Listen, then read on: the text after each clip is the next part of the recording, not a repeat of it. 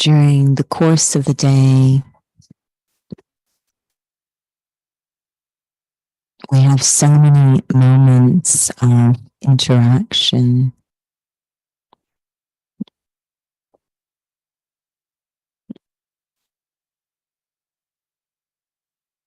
These moments of interaction very much shape the quality of our day.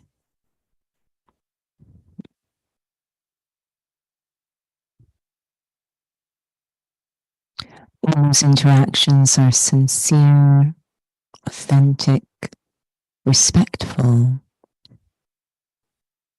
The quality of our day is elevated, and we experience happiness.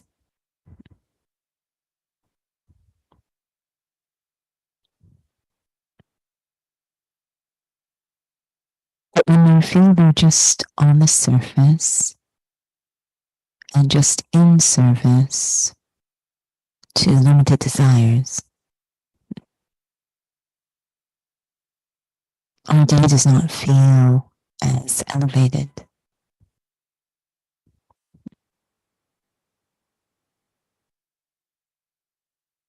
And there's nothing more elevated when it comes to interactions than those that come from a pure heart and touch the purity in the heart of another.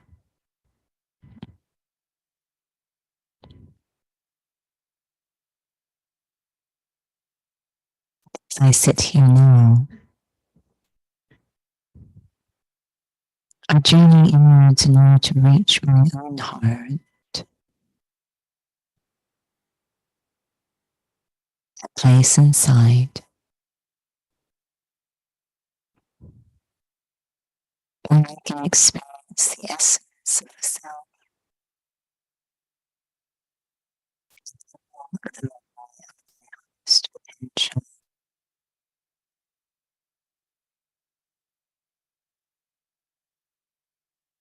The chambers of my own heart hold impressions of what is most elevated.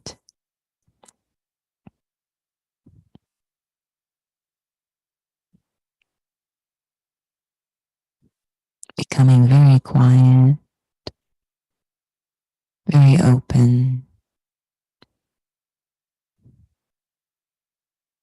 listening to my own spiritual heartbeat, that deep longing inside to reach the heart of who I am. Not the surface, not the show, not the image, the very heart, authentic sense of who I am.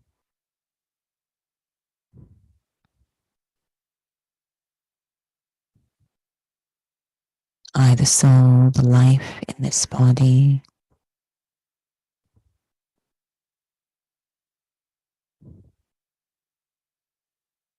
experiencing the value of the self, the depths of the self,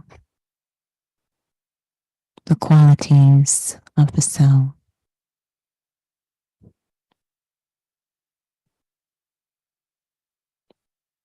A very pure sense of the self.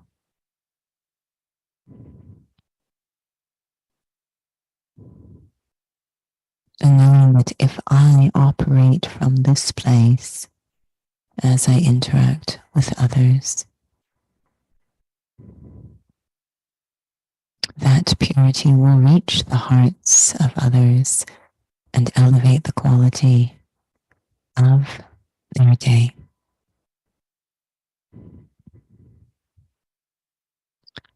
Om Shanti.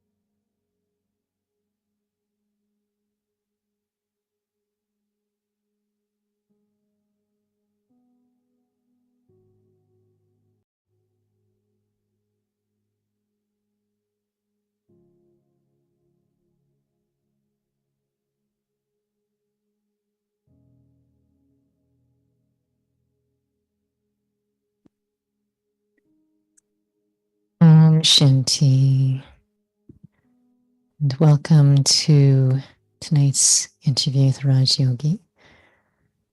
And the topic is reaching the heart.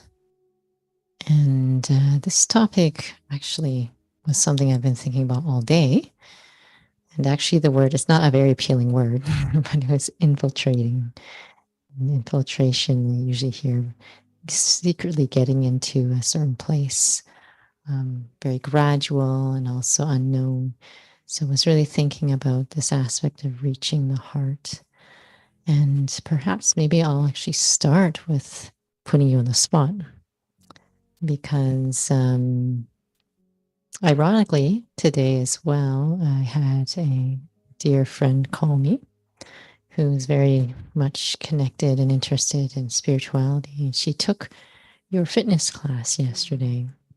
And she was saying it was so chaotic, it was so intense. The music was all over, it was just intense. But there was this thread of something really beautiful she was feeling, a lightness and a peace that when she went home, very early in the morning, she suddenly woke up at 1:45, and usually her mind is racing, but there was a beautiful calm and peace she felt. And she personally felt it was actually from the class that she took with you, not the class itself, but something that you must have been vibrating. So first of all, I don't even know if you were aware of what you were vibrating, or if you even remember what was going on in your inner world and your efforts and awareness.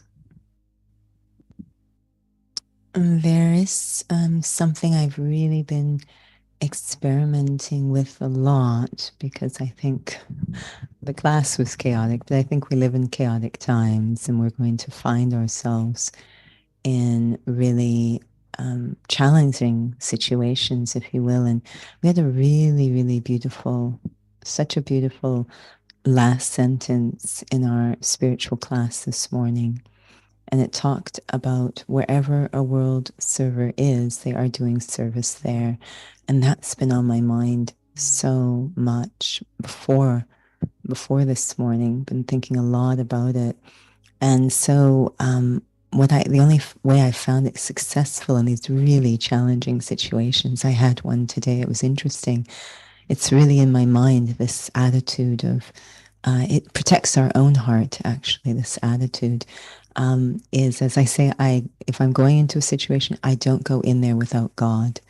So even if my experiment has been, even if it's for a second, before I start something, I really put God there ahead of me.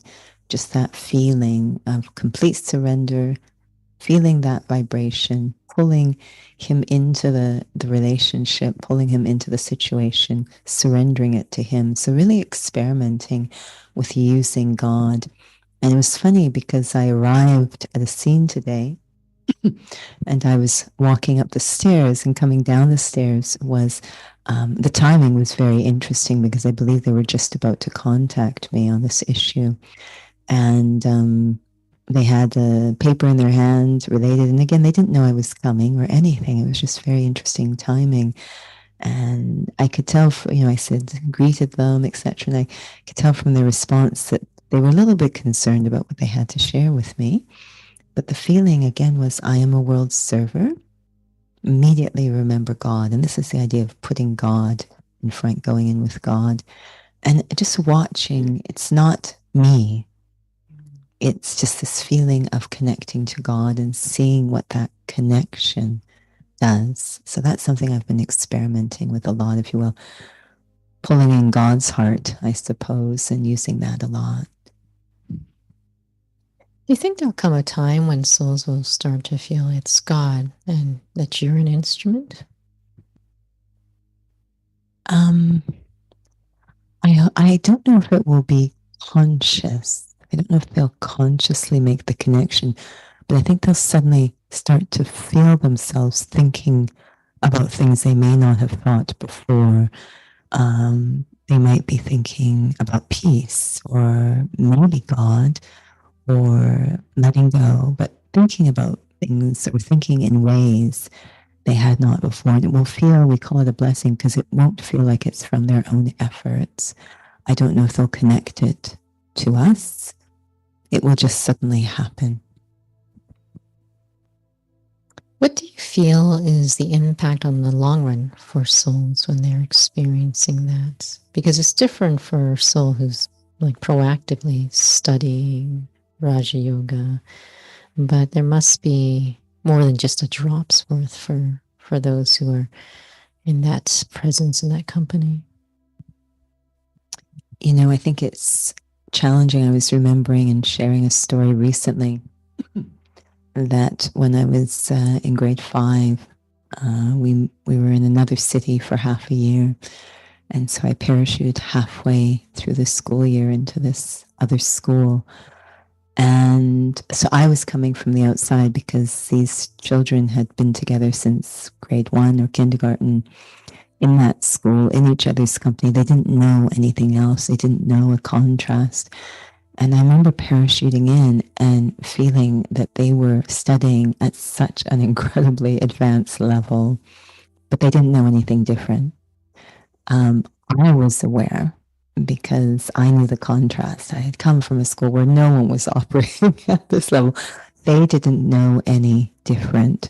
So I think that when we're in the thick of our study, we're not really aware ourselves of what we're necessarily accumulating, or, we're so engrossed in that transformation. But for others, there's a contrast.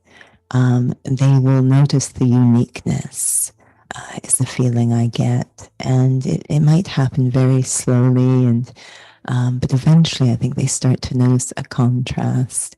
And that alone, I think, really sort of stops people and gets them to reflect and look at their own lives. How do you keep ego away when you have even me sharing what I'm sharing about the soul, what they experience? And I was pulled to share with you, wasn't really to inflate the ego, but it's beautiful to hear these, just because it touched my heart so much this morning from spiritual class, of just something that's so real, that's so subtle, that can really enter the heart. For myself, being in this study, there's two things I'm aware of. As you go into the study, you realize that ego has gotten into everything. so, you just acknowledge that, and that kind of lightens the whole thing. That's one thing. But on the other side is that I wouldn't get anywhere without a connection to God. I can never declare that I figured this out, this is my work. I can't. I would be nowhere without that connection to God. So both sides I'm very aware of. And if you will, one sort of neutralizes the other. But yeah, we wouldn't be, even what we're sharing tonight is what we've been taught. We didn't come up with this. So that's obvious, I think, to us. So both are happening. Ego is becoming more and more evident. It was always there, but also knowing that we're involved in a study which almost keeps us safe from ego because it wouldn't be possible without that support. It reminds me, I was very young in this study, so apologies if I'm referencing a movie, but it was actually Superman, and it was actually the new Superman at the old time, so it's no longer Superman. And there was a scene when he had just come back from being gone for a long time, and Lois Lane was in this plane, and it was an experimental plane that was supposed to be taken by, a rocket that was supposed to go to space, and the rocket was supposed to eventually let go before it left the atmosphere, and that did not happen. So Superman was eventually found out, the plane, finally they let it go, and it was plummeting towards the earth into a baseball diamond, actually in the middle of an actual game that was being played in the States. So he flies in, he basically stops the plane by the nose, and he gently puts it down, and everyone stands, well, shocked, of course, and gives him a standing ovation. And at that moment, he looks at everyone, and there was this feeling like this is a being who is not affected, but not rejecting, just completely not affected. And it struck my heart so much. And I have to say, I had a little bit of a meltdown watching it, but maybe it was because it was striking. Would I be able to be in a place where I have such an impact in the world, and yet it is not affecting me, so that I can still be an effective instrument? I think that's why, we are pulled to a study, a spiritual practice, if you will, but really a path that promotes self-respect. That's really the only way out, is, to have that kind of self-respect. So I don't need any recognition. If I get it, it doesn't matter. If I don't get it, doesn't matter. I'm just operating from self-respect. And the other piece about the self-respect is that then things come from the heart. I was hearing a story this morning, and the essence of it is when things don't come from the heart, then it gets kind of a bit tangled up with ego, and it really doesn't reach the heart of others. But when I'm doing things, we say, I want to do it from my heart. If there's self-respect, it comes from the heart, and then it reaches the heart of others. So rather than trying to, battle with ego, etc., and this is the number one reason that we want to connect to God. I really feel He is the one that can restore self-respect or personal dignity to the human soul. That's His entire occupation. And that's really the only way to be liberated. Could you elaborate a little bit more when you were sharing that it's only when there's self-respect that it reaches the heart? Is it because it's quite interesting, because you were sharing when there's ego, it does not. This is all invisible things, and I think that sometimes we really can take that for granted. The word we like to use is pure. And when something is pure, it really can get through all sorts of defenses and walls and facades. And so self-respect is a very pure state, very genuine, authentic state. It means that I'm very much connected to my intrinsic worth as a human soul. So I'm very contented. There's no desires. It's very, very pure. We can think of a little baby and how we're touched by these very innocent things, really touch us. So to imagine having that kind of vibe, very, very pure, very sweet, very genuine. And I think that there's receptors inside every single human soul for that kind of vibe. So it cuts through everything. We're even sharing that often, especially online, but even outside, we'll have international gatherings where souls speak different languages. And so we were trying to think of a session which wouldn't require the translation and all of this. And what we thought was to go into a very pure state, very meditative, pure state, and then verbally share, almost in a meditative, like a commentary, verbally, each one would share a sentence about what they're experiencing. I remember saying, yeah, that would be beautiful. We wouldn't even need translation. It would reach us. The vibe of what they're sharing would reach us because it's coming from such a pure place. And someone said, no, but we could do translation. I'm saying, I don't think it would be necessary. I think the feeling would reach because it would come from such a pure, authentic place. So things that are pure, they reach. Do you think that that would be the case that everyone would feel that way, or do you feel that a soul has to be in a certain place to be receptive to that?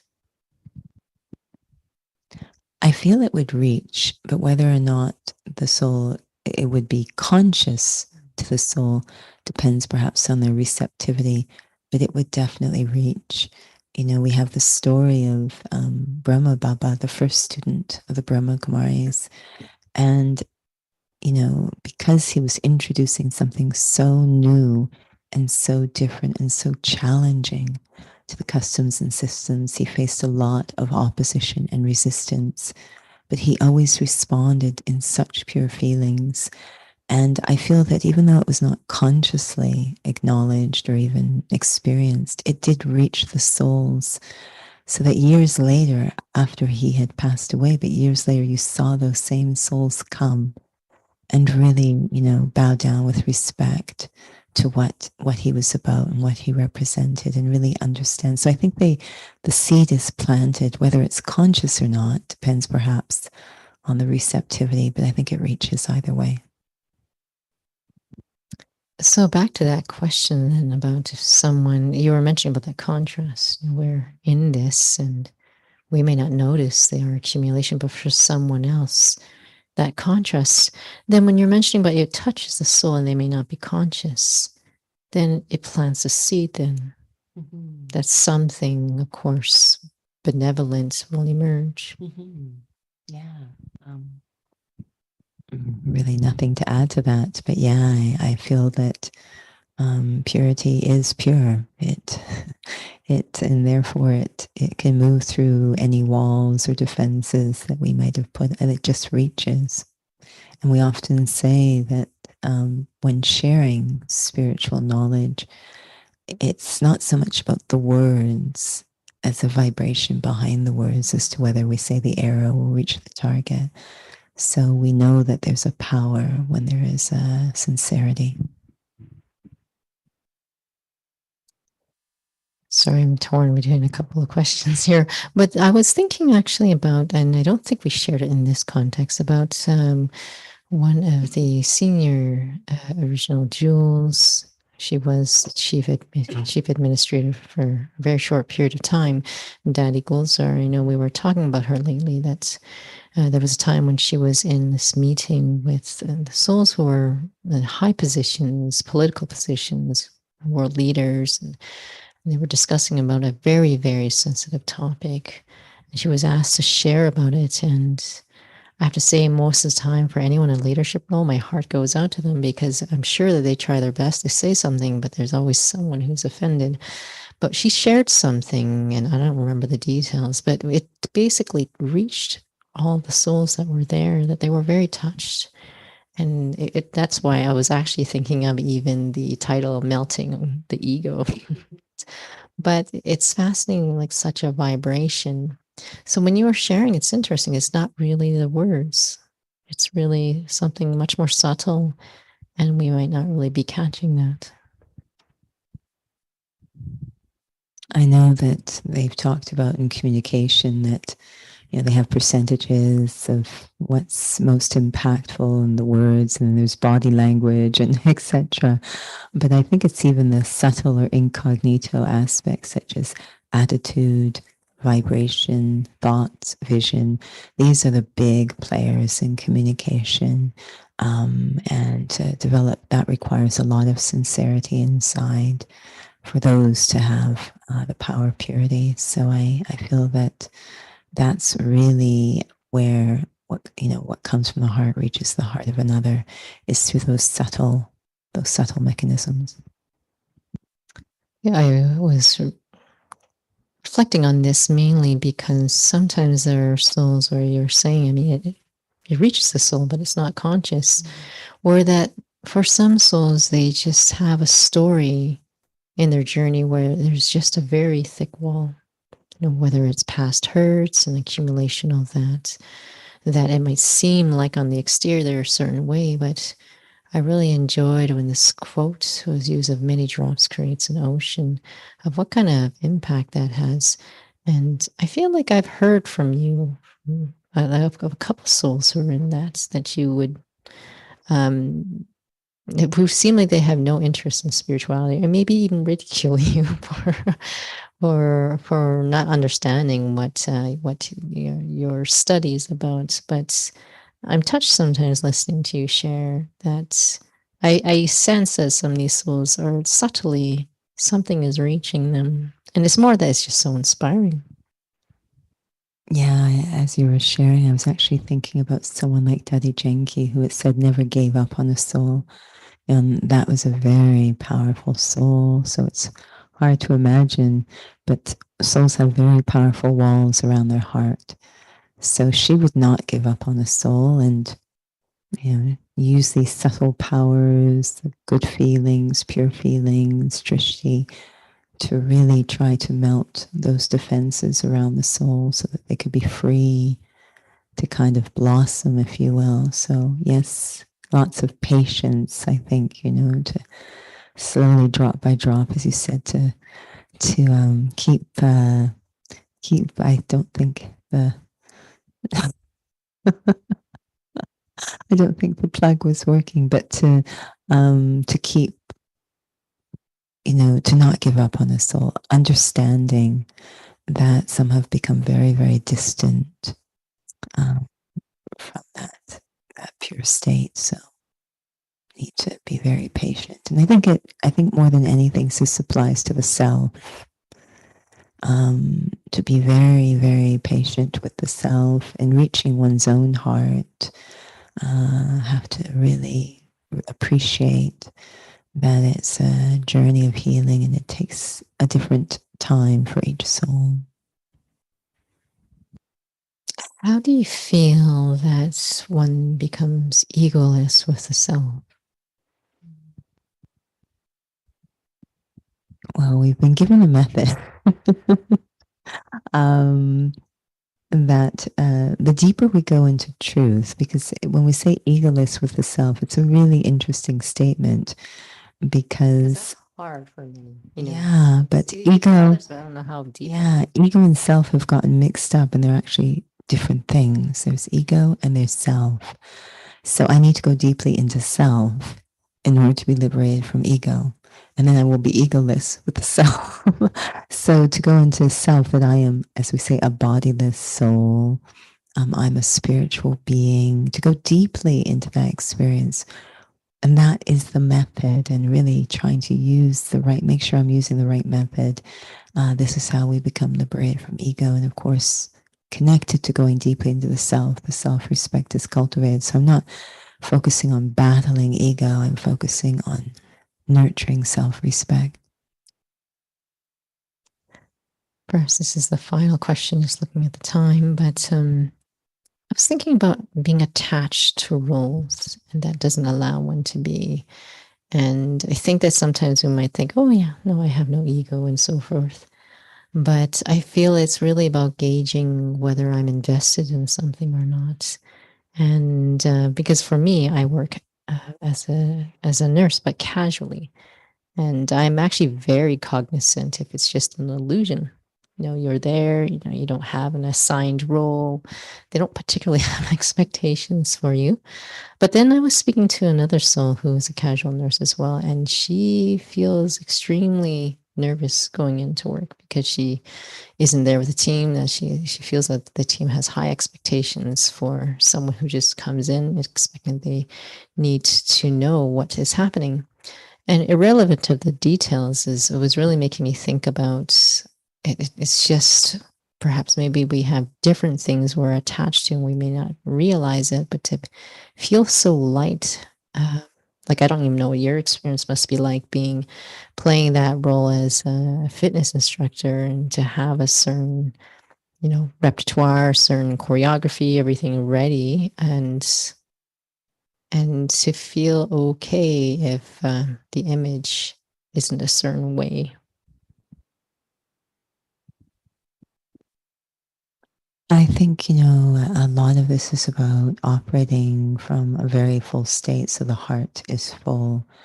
So the number one thing we desire is personal value. That's what ego's job is, to value the self for all the wrong reasons. So if we dedicate our time to valuing ourselves, filling our heart with self-worth on the right reasons, because to understand the value of the self as a soul, if we dedicate our time to that, and this is where the relationship with God is so powerful, because he really feeds that kind of vision for the self. If I dedicate my time to filling up with that, then I'm not hungry for anything else. So things go well, okay. Things don't go well, which happens a lot in a fitness class. Things don't go well, okay. And it's not about being irresponsible. We actually operate much better when we're in a state of self-respect. When we're driven by ego, it's a lot of work, and we don't operate anywhere near our best. So it's not that we're going to be, careless and, less quality if we don't care, if you will, about taking from what we're doing.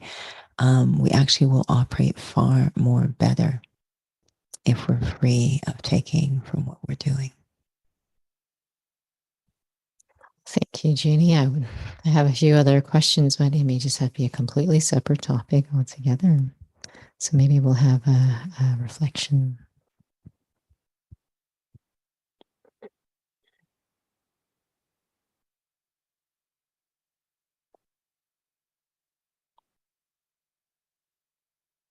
Spirituality is so much about heart care, healing the self at the heart. And perhaps the first sign that I'm ready for such a journey, that I have at least that much self-respect, is that I enjoy quiet moments with the self. Not too concerned about knowing exactly what to do or how long or where is it going, just interested in spending quiet moments with the self, coming back into relationship with the self, getting to know the self more deeply once again. If there's these kinds of pulls inside, it means I'm ready for the journey of self-care, of heart care. And so I explore as I sit here now. Do I enjoy quiet moments with the self? Going inside, willingness to let go of the surface, the tasks, the roles, the issues, and just to go into a quiet place inside where my only focus, my only concern is to experience myself as a soul, to restore the relationship with the self. Is that enjoyable for me? If so, then the journey of heart care has already begun. Om Shanti. Om Shanti. Apologies to those on Instagram. The phone just decided to go to sleep. So, for those who are on YouTube, thank you for joining. Some announcements. A warm reminder, we do have the public Diwali program that's happening this Sunday, October 23rd, from 6:30 to 8:30. We do kindly request if souls can register online. So the website calgary.brahmakumaris.ca. We also have a lot of new sessions that have emerged, and the Mondays session, which is actually on site, there's no live streaming, and just to keep things simple, but also just a chance for souls just to enjoy it on site like we used to have. So that's the Northeast, 6:30 to 7:30, and those are called Mondays Practical Meditation. We also have workshops that are happening on the first Saturday of the month for the next 4 months, November, December, and the details will be posted for the January, February in a later date. But those also require registration as well. So please check those out online. We also have a session that will be offered at the Academy, formerly called Heavens, starting this Saturday. We're just finalizing things as well. No registration is required, 12:45 to 1:15, similar to the inner fitness sessions we used to have before the pandemic. And so, but they will probably go a little bit longer than half an hour. It's just keeping it again short and sweet for souls. And I'm sure that there's other sessions I'm missing, but please visit the website. And as you can see, we've changed the timings as well for the interview with the Raj Yogi. So thank you for joining with us this evening. Om Shanti.